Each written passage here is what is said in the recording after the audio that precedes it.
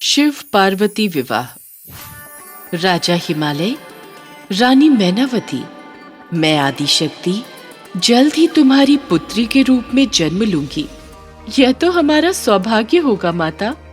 माता आदिशक्ति राजा हिमालय और रानी मैनावती के सपने में आकर ये कहती हैं और फिर कुछ दिन बाद रानी मैनावती एक बच्ची को जन्म देती हैं। बच्ची का नाम पार्वती रखा जाता है और उसके जन्म की खुशी में राजमहल में भव्य उत्सव मनाया जाता है। चांद से भी सुंदर है हमारी पुत्री। ऐसी सुंदर पुत्री के माता पिता होना भी सौभाग्य की बात है जी। समय बीतने लगा और समय के साथ साथ पार्वती बड़ी होने लगी। दिन महीने साल पंख लगाकर उड़ने लगे और पार्वती बड़ी हो गई। पार्वती का रंग रूप नैन नक्श तो सुंदर था ही, ऊपर से वो हिरनी के समान चंचल भी थी। पूरे राजमहल में उछलती कूदती फिरती थी। राजा हिमालय और रानी मैनावती बेटी पार्वती को देखकर फूले नहीं समाते थे। अरे रे, ये क्या कर रही हो पुत्री? ये नटखट हंस तुम्हारी पकड़ में नहीं आने वाला। बेटी, अब तू सयानी हो गई है, इसलिए ये बच्चों वाली शरारतें छोड़ दे। मैं बड़ी कहाँ हुई हूँ माँ, मैं तो अभी बहुत छोटी हूँ। कुछ समय और बीता। एक दिन पार्वती उपवन में अपनी सखियों के साथ खेल रही थी। सब सखियां खेलने में मस्त थी कि तभी पार्वती को हवा के साथ उड़ रहे बेलपत्र दिखाई देते हैं। अरे, यह तो बेलपत्र है। यह कहकर पार्वती उन बेलपत्रों के पीछे पीछे दौड़ने लगती है। कुछ दूर जाकर बेलपत्र जमीन पर ठहर जाते हैं, मगर जैसे ही पार्वती उन्हें उठाने लगती है, वे बेलपत्र फिर से हवा में उड़ने लगते हैं। अब बेलपत्र आगे आगे और पार्वती उनके पीछे पीछे। बेलपत्र हवा में उड़ते हुए काफी दूर निकल जाते हैं और फिर एकाएक महादेव के त्रिशूल में बदल जाते हैं। ये देख पार्वती हैरान रह जाती है। महादेव का त्रिशूल? यह कैसा चमत्कार है? इस पर विराजमान डमरू तो देखो, कैसा मोहक लग रहा है। यह कहते कहते पार्वती त्रिशूल को पकड़ लेती है और जैसे ही वो त्रिशूल को स्पर्श करती हैं, उन्हें अचानक से महादेव का स्मरण हो आता है। उनको अपने कानों में महादेव के डमरू की गूंज सुनाई देने लग जाती है।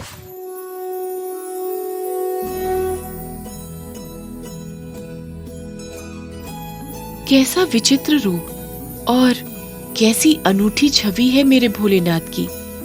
शायद ही संसार में इनके समान कोई और होगा। इस प्रकार पार्वती को महादेव के साथ अपने संबंधों का आभास हो गया और वो महादेव को पाने के लिए विचलित हो उठी। महादेव, भोलेनाथ, मैं तो महादेव से विवाह करूंगी। मुझे महादेव से विवाह करना है। जैसे ही पार्वती ये कहती है, उनके समक्ष श्री हरि विष्णु प्रकट होते हैं और उन्हें समझाते हुए कहते हैं, महादेव से विवाह करना इतना सरल नहीं है पार्वती। महादेव से विवाह करने के लिए तुम्हें महादेव को प्रसन्न करना होगा और वे तभी प्रसन्न हो सकते हैं जब तुम कठोर तप करो। मैं महादेव से विवाह करने के लिए कठोर से कठोर तपस्या करूंगी। ये कहकर पार्वती महादेव की तपस्या में लीन हो जाती हैं। दिन रात उनका नाम रटने लगती हैं। आंधी तूफान हिम बारिश ओले कोई भी उनकी तपस्या में भंग नहीं डाल पाता। अंततः पार्वती की कठोर तपस्या रंग लाती है और महादेव उनसे विवाह करने के लिए तैयार हो जाते हैं। पार्वती, हम तुमसे विवाह करने के लिए तैयार हैं। जैसे ही महादेव ये कहते हैं, समस्त देवलोक में खुशी की लहर दौड़ जाती है। नारायण नारायण, अब तो माता पार्वती और भोलेनाथ का विवाह होना तय हो गया है ब्रह्मदेव।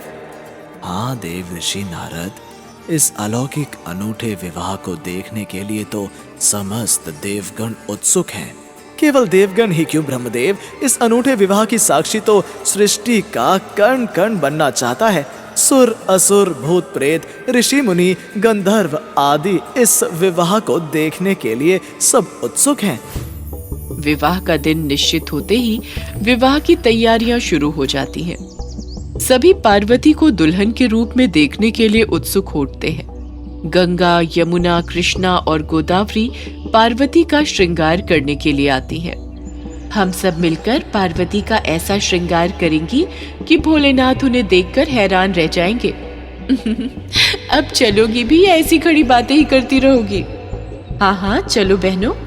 ये कहकर चारों देवियां पार्वती के पास जाती हैं तो खुद ही हैरान होकर रह जाती हैं।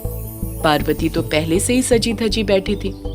लो, पार्वती तो पहले ही 16 श्रृंगार किए बैठी है। स्वर्ग की अप्सराओं ने किया है पार्वती का श्रृंगार। पार्वती की अलौकिक सुंदरता के दर्शन करके तो महादेव चौंक ही जाएंगे, देखना। गंगा, यमुना, कृष्णा और गोदावरी की बातें सुनकर पार्वती कहती है, सुंदरता में तो आप देवियां भी कम नहीं है।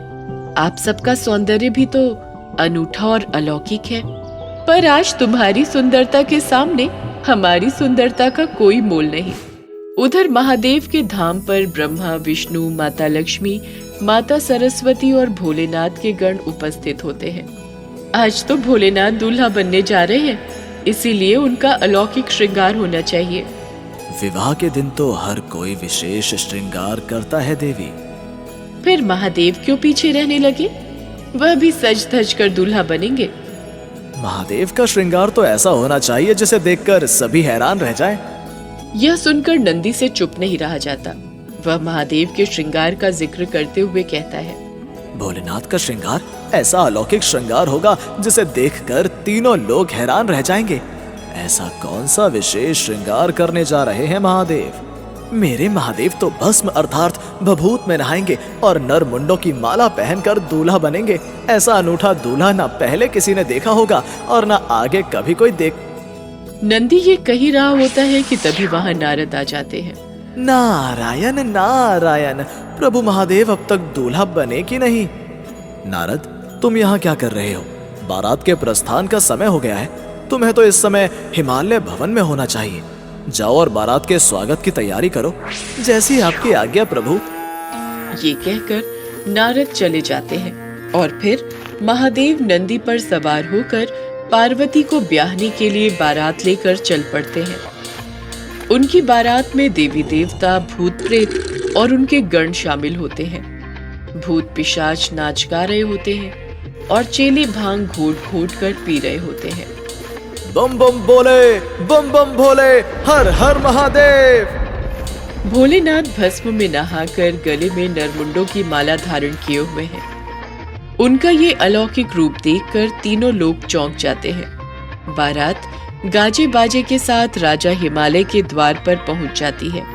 सभी महादेव का अलौकिक भव्य रूप देखकर फूले नहीं समाते, किंतु रानी मैनावती महादेव का ये रूप देखते ही बेहोश हो जाती है और होश आते ही विलाप करने लगती है। नहीं नहीं, मैं इस भूतनाथ के साथ अपनी पार्वती का विवाह नहीं कर सकती। बारात को वापस लौटा दो। रानी मैनावती को विलाप करते देख राजा हिमालय, ब्रह्मा, विष्णु आदि देव और देवर्षि नारद उसे समझाते हैं। रानी मैनावती, ऐसा क्या देख लिया आपने महादेव में कि आप विलाप करने लगी? मैं उस भूतनाथ के साथ अपनी बेटी नहीं ब्याह सकती। मेरी बेटी उसके साथ कदापि खुश नहीं रह सकती।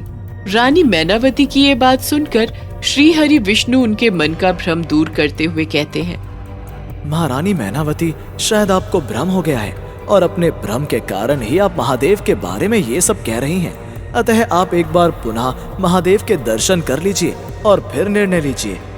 श्री हरि विष्णु के समझाने पर मैनावती पुनः महादेव के दर्शन करती हैं, तो उनके अलौकिक सौंदर्य के दर्शन कर गदगद हो उठती हैं। आहा आहा, महादेव तो सचमुच अति सुंदर है।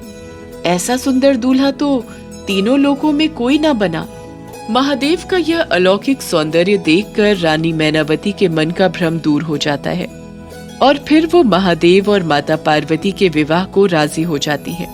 इस तरह खुशी खुशी महादेव और माता पार्वती का विवाह संपन्न हो जाता है।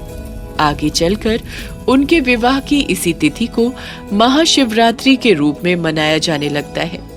महाशिवरात्रि का व्रत करने वाले भक्तों पर माता पार्वती और भोलेनाथ की विशेष कृपा बरसती है और मनोवांछित फल की प्राप्ति होती है।